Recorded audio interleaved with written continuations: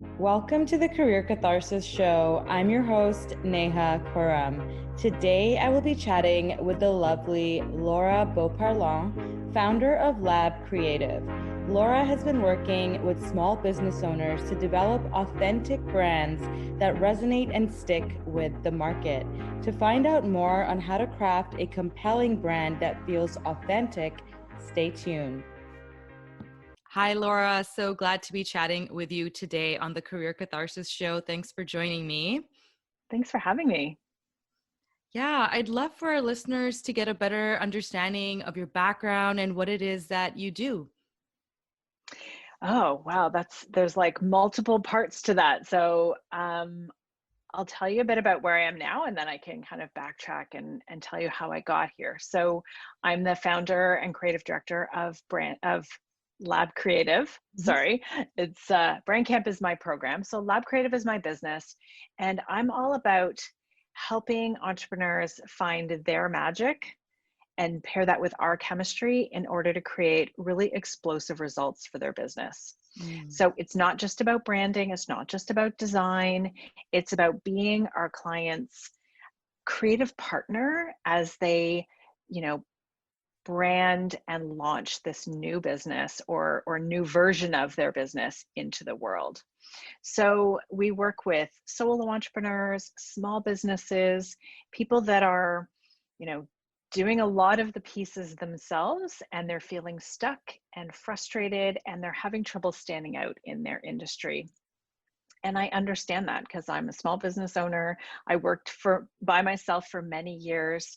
I've actually been an entrepreneur for 17 years. So I understand where people are coming from, and I use not just my branding knowledge, but my knowledge and experience with being an entrepreneur for this long to really help them maybe skip some of the mistakes that I made Right. earlier on in the journey, which I think is really important. So that's where I am now. Now, Lab Creative has been around for 5 years. Actually, it'll be 5 years in April that I officially launched Lab Creative and my signature program, which is Brand Camp.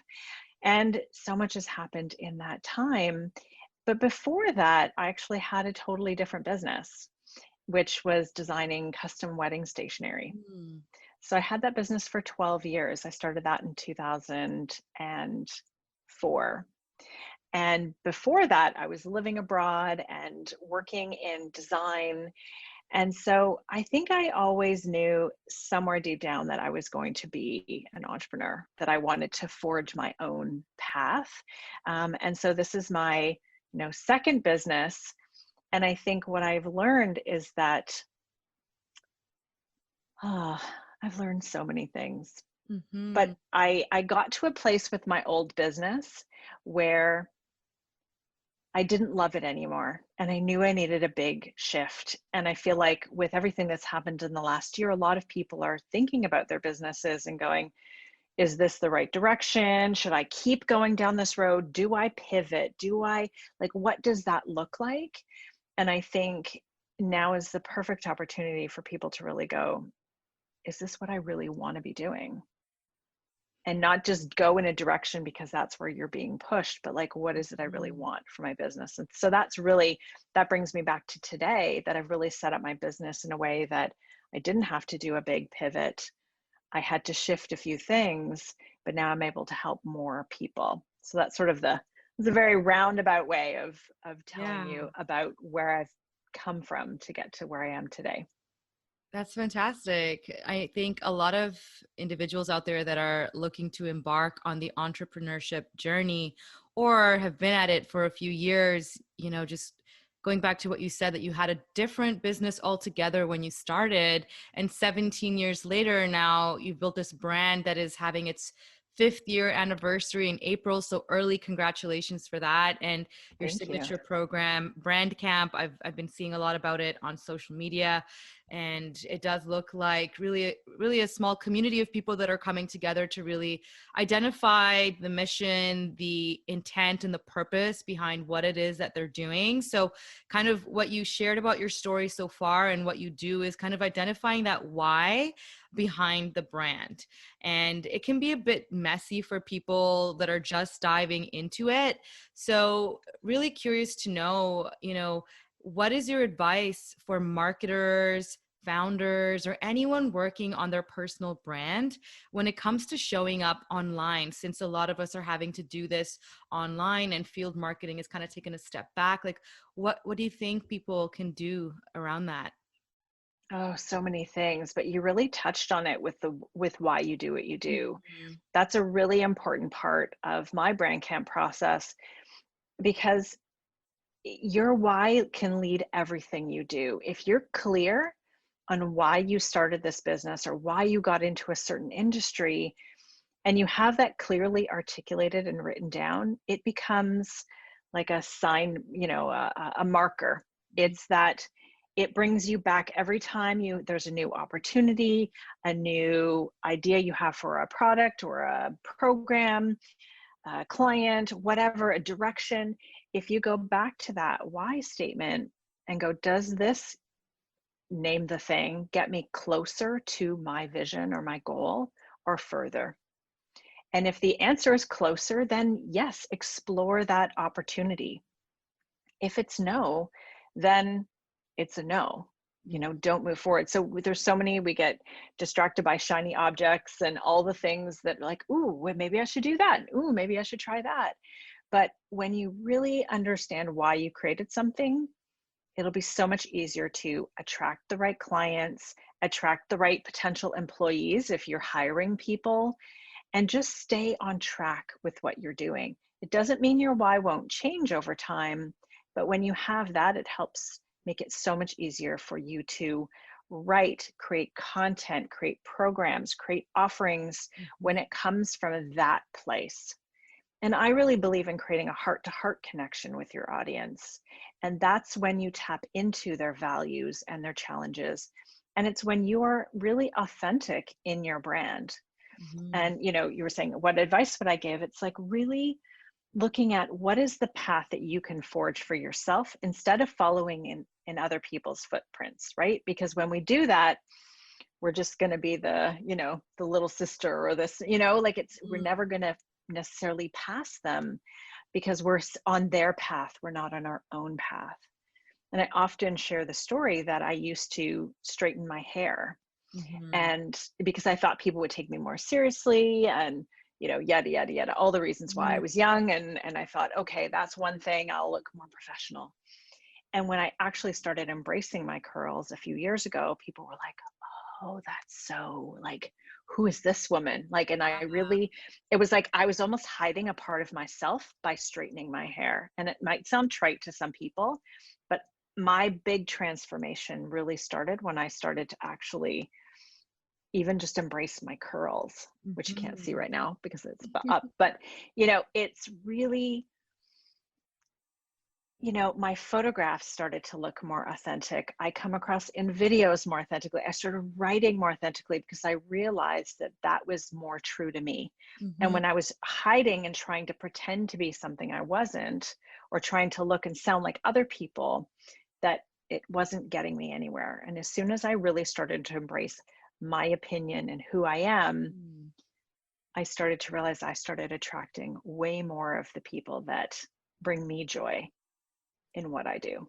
I love that. So it's almost like your authenticity is your signature, right? It's part of something unique that is going to not only feel natural to you, but help you attract, hopefully, people that are more aligned with the business. So clients and, Exactly. opportunities that I guess are a bit more natural. So I love that analogy and experience that you shared. Thank you. Something else that you mentioned about finding your path and not necessarily stepping in other people's footprints and, just backing up a little bit on the why behind that path. So it's almost like your why is your direction, not your destination, right? So I love that you said Yeah. something love that you said it, that it's something that can change over time. I think sometimes people hesitate in taking a leap in a certain direction because they're like, but what if my mind changes?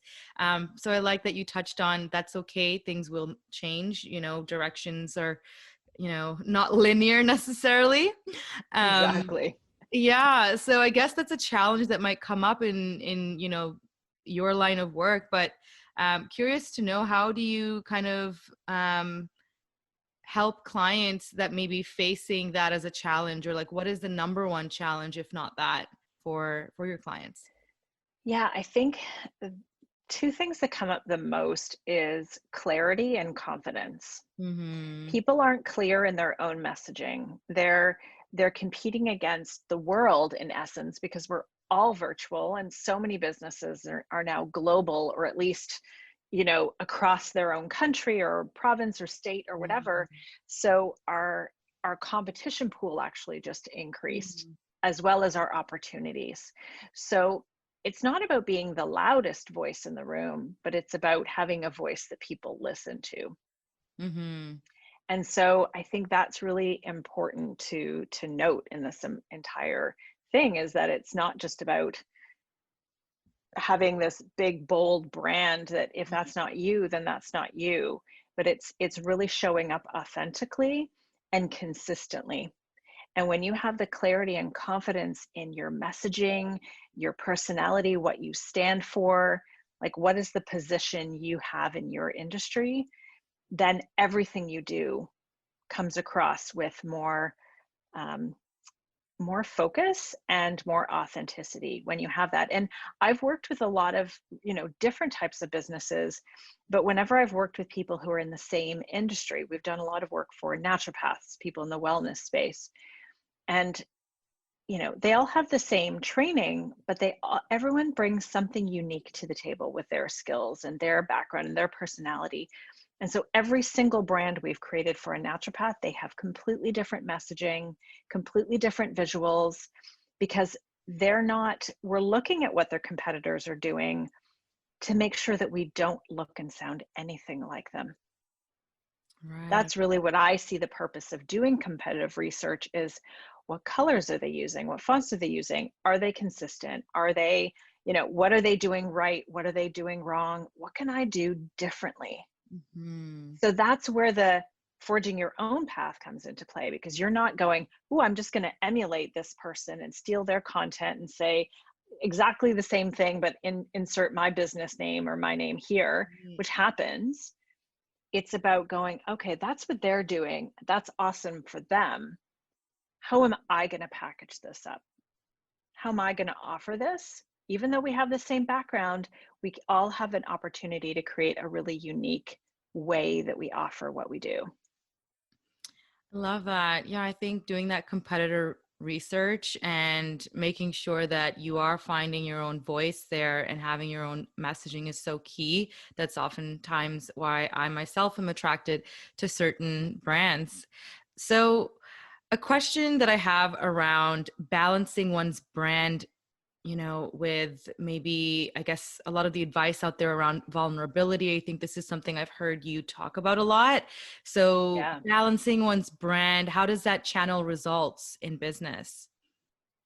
Yeah. And it's so funny. I'm actually reading Brene Brown's book, Daring Greatly, right now. And it's so interesting, because I think she's got such great insights into the topic of vulnerability. And I really agree with a lot of what she said. However, I think a lot of people have gone, oh, I need to be vulnerable. And they're just like, Oh, on yeah. social media. And it's not working, Yeah. right? It's when you're in the middle of a crisis, that is not the time to go on social media and like air your laundry, right? Mhm. It's you are allowed to keep things closer to the chest. Find your close confidence. Find the people that can be there and help you through that. But if you go on social media, or you get on a stage, or you do something where you put yourself out there like that, it can be really hard to come back from that. When people go, ooh, they're really struggling. I don't know if they're going to be in business still. I Mhm. don't, they're not in a good headspace to to work with them, so I'm not going to hire them. Like, it can really hurt your business. I remember hearing a couple of speakers a number of years ago, back when we could go to events in person. Yeah.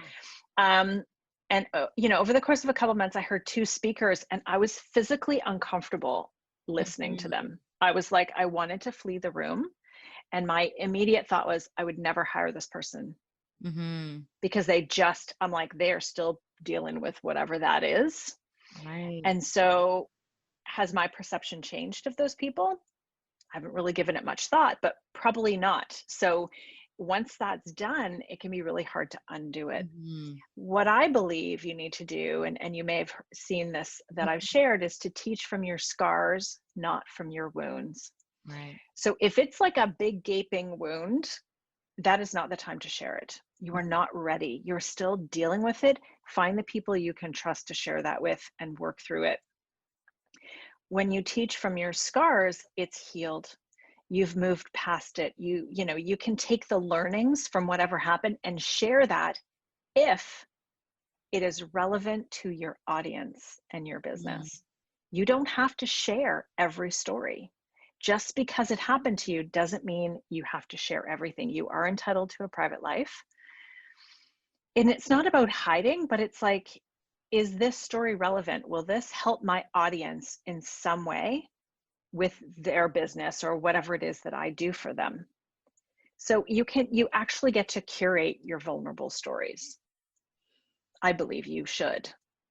Yeah, no, I love that. Curating your vulnerable stories, right? So I think there's such a difference between teaching from your scars versus teaching from your wounds. I love that line.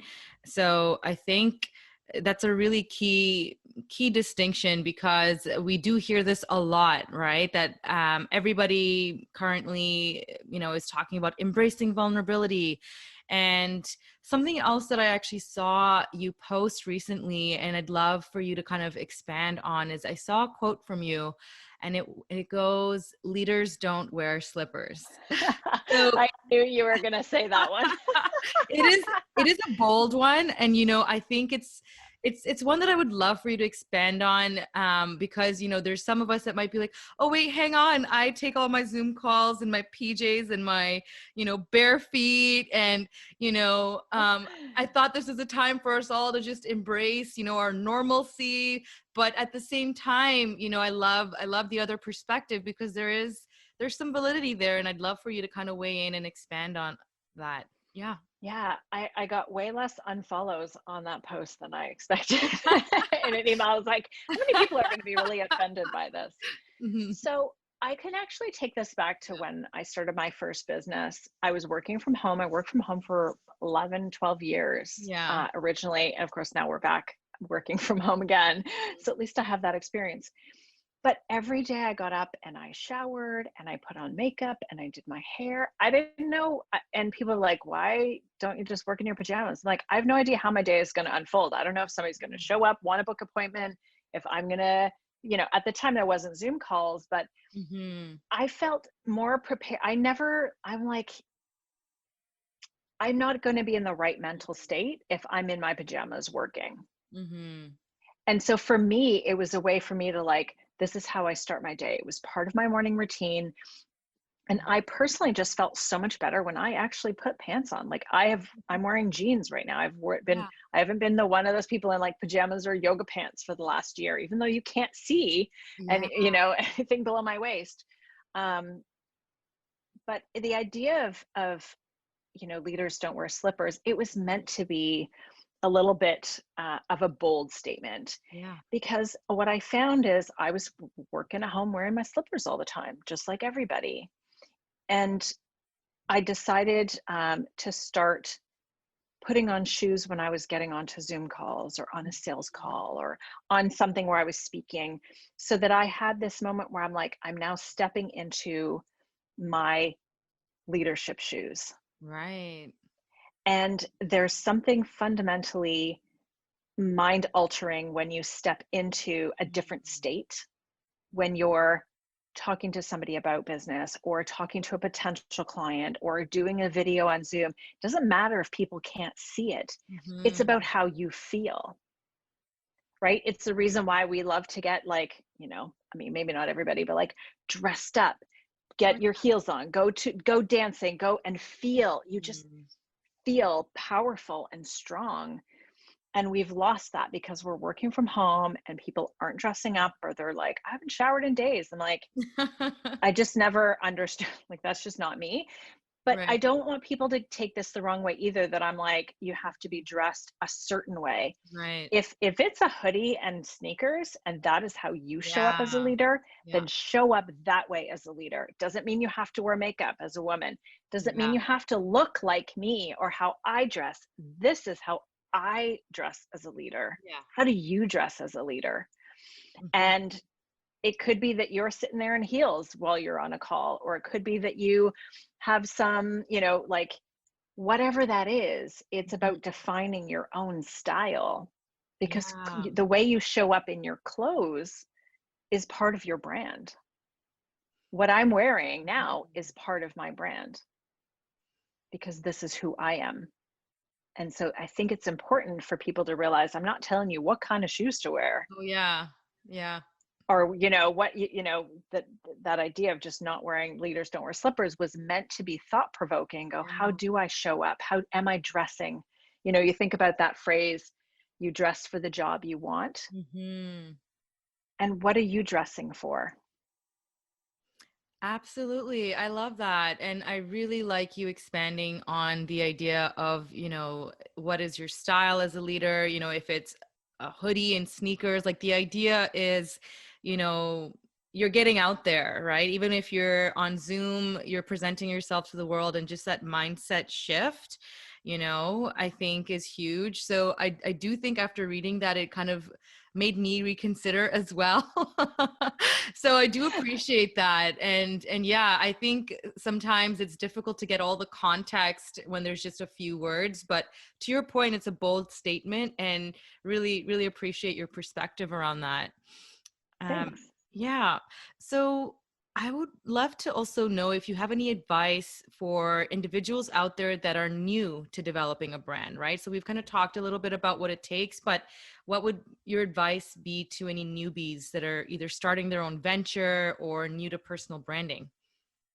Yeah, and we work with a mix of people who are rebranding an existing business Mhm. or starting a brand new business. And there's maybe a little bit more of the learning curve for the newbies, as you put them, because they don't have any of that entrepreneurial experience. But Mhm. the reality is that the advice really is the same. It's really understanding like what makes you different in your space, whether it's a rebranding an old business or starting from scratch. Like, who are you? What do you bring that is different from everybody else? And what is the personality you can bring to this business? Why do you want to do what you do? Like, there's so many things to really get clear on, understanding the audience. And it's also getting the support, Mhm. right? Like, nobody can do these things in a bubble. Even I hired somebody to help me with branding when Mhm. I created LabCreative, because I knew I was too close to it, and this is what I do for a living. Right. So it's about finding the right people to help you along your journey.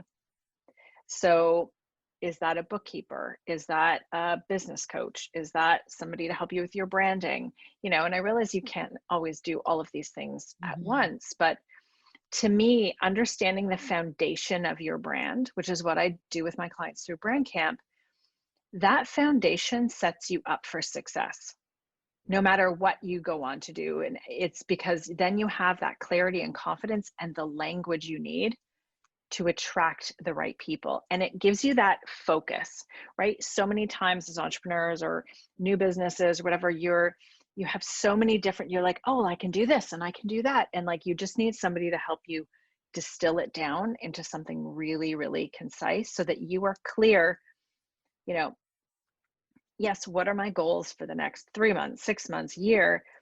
Who do I need to help me? And what do I want to be known for? Like, why am I starting this business? So just getting that clarity and confidence, because if you just go, oh my God, there's so many people doing what I do, and there is in every industry. it can be overwhelming. It can make you go, oh my God, should I even bother starting this? There's so many people already offering this. And my answer is, of course you should. If it's something you really want to build and you've got something really interesting or an interesting take on what it is that you're doing. But if everybody just thought, oh, there's a lot of competition, I'm not even going to bother, Mm-hmm. then nobody would ever start anything. If I had thought that when I started LabCreative, I would have gone, oh my God, there's like 50,000 companies offering something similar to what I do. Right. And you know, if I had let that stop me, I wouldn't be here today. And even since then, I've honed even further. So now I know, you know, we have a really unique approach to what we do. And I've honed that over the years. But I think it's just getting that clarity and confidence so that you can start putting yourself out into the world. Love that. Starting with clarity and confidence. And for sure, I think a lot of individuals, when they get really excited about an idea that they have and they do that initial analysis of who else is doing this, they might be overwhelmed, especially Yeah. now that you can easily do a Google search and you just see, there's endless pages of similar ideas, right? And I think generations tend to move in a certain way where, even when I was naming my own business, Beam Career Coaching, I Googled it and I realized oh, wow, just in the past year alone, so many people have come up with similar names. It just seems like, everyone's kind of on the same wavelength, if you will, over the Mm-hmm. ages. But I think that just is sort of a testament also to the need and the demand for, a certain approach. And going earlier to that earlier point that you made about what's unique about you and how are you different, right? There's always room for everyone to succeed with their brand when there's something unique about them. And something you said about how you even hired somebody to help you with your branding with LabCreative because you were too close to it. That really, resonates with me too. I think sometimes we're blinded when it's our baby. It's something that we hold so dear, that sometimes we need that level of objectivity, but also the experience of an outsider that's done it 1,000 times. So really appreciate. Yeah. Yeah. Yeah. Because I found that most of the time when I work with my clients, Mm-hmm. it's something that they already know, or they've already, it's usually staring them right in the face, but Mm-hmm. they can't see it because they're too close to it. They're like, oh, what did I just say? Or what, and because they're like, oh, that makes me unique, because we're so used to ourselves and what we're really good at that we don't realize that that is what is our secret weapon and Mm-hmm. what makes us really unique. And so we need that outside perspective to really help pull that out. Love it. Love it. Love it. So shifting back to your personal career narrative, what would you say keeps you motivated? Ooh, uh, you know, just that it's really the relationships. It's the people I get to work with and how I see that it impacts their lives and their businesses and their confidence and what they're able to do. I mean, that brings me so much joy. And so I'm like, I just want to do that all the time. And then bringing it to life visually, I have a designer who works with me. And so seeing her translate like the written words that we've come up with into the visual expression of the brand, Mm-hmm. I have a background in design. I studied graphic design 25 years ago or something. Mm-hmm. So that to me is such a part of who I am. So like seeing that come to life is so important. But to me, it's really that impact and how I know that I inspire people in what I do. Even that post about the leaders don't wear slippers. Yeah. I've been on, a mastermind call or speaking with different people, and the messages I've gotten, and people like, oh my gosh, I put on lipstick today for a Zoom call. You inspired me. And I'm like, Yeah. or like I started upping my game. I started, presenting myself better when I'm on Yeah. camera. And so people are paying attention and they're making small changes to how they're showing up because of what I'm doing and saying. And so that is such a privilege. And Mm-hmm. I love that I can help be a guide for others. Love it. Absolutely. I've been inspired too, and that's a reason why I invited you to the show. So really, really thankful and grateful to have you in my network and to be sharing all your advice right now. Thank Um, you. yeah, I would love to also know what is a highlight of your career. If there's one moment that you can look back on that maybe Oh, brings you joy. There's probably been so many. I know. That's a tough one. Yeah. My book launch party was pretty special. Yeah. That was um, actually it's coming up on 2 years. So it was April 1st, 2019, and it was just such a labor of love, and just having this room full of people there that love me and support me and wanted to be there to celebrate was so meaningful. And adding that title of author was pretty amazing. And then I would say, the other time was probably the first time I spoke internationally on a stage.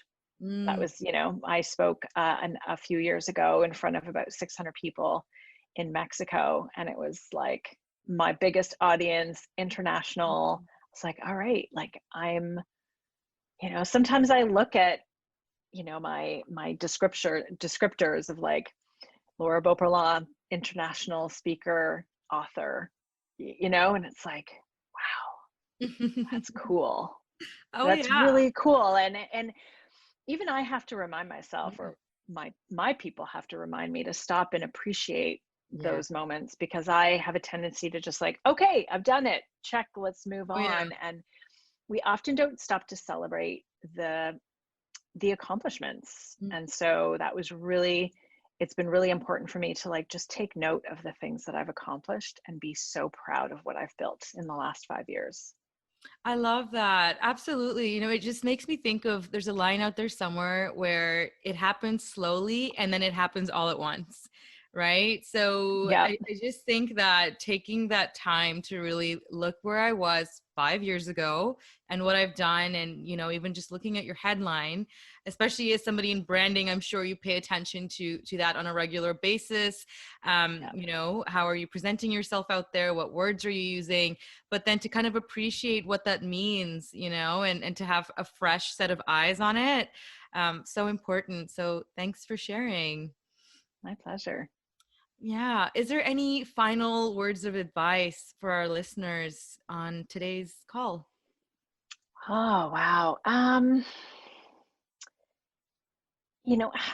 Have a supportive group of people behind you. I mean, there's a lot you can do yourself, but it can be lonely, and you don't know everything. And so having those people you can go to, whether it's a mastermind group or a business coach, or surround yourself with people that believe in you and what you're doing, so that they're going to help lift you up as opposed to kind of pull you back down.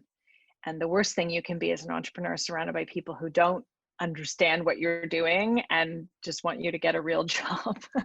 Right. Like that can be a challenge when you're constantly feel like you're on this uphill battle and you don't have that support. So I think that's really important, to have people who have your back and will support you when you're celebrating the wins, or crying because of the failures, or seemingly something that was a failure. Mm-hmm. Yeah, I love that. I think leaning into our support networks is a huge one, especially diving into the entrepreneurship journey. It is, or it can be lonely. So whether it's finding other entrepreneurs or, just kind of looking in your circle at who are my early brand champions, who's going to be there when, Exactly. I want to high five someone or need a hug. So really love that. Exactly. Thanks so much, Laura. It was such a pleasure. My pleasure too. Thanks for having me. I hope you enjoyed today's episode of Career Catharsis with founder of LabCreative, Laura Beauparlant. We hope to have inspired you to lean into your authenticity at work and find balance in how you show up online or face to face to attract opportunities that are in alignment with your best self.